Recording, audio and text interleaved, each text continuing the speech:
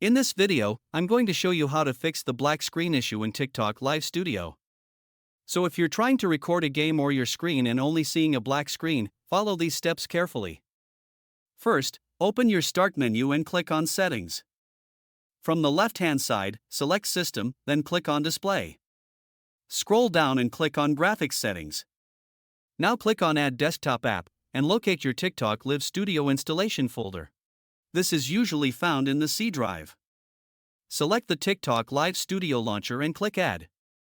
Once added, find it in the list, click on it, then select Options.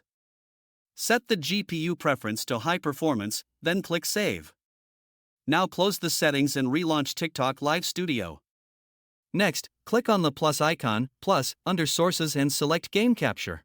Click Add, then choose Capture any full-screen application and add the source. If that doesn't work, try enabling compatibility mode and add the source again. If you're still seeing a black screen, add Game Capture again, but this time select specific game. Make sure your game is already running in the background, then select it from the list. If your game does not appear, double-check that it is open and try again.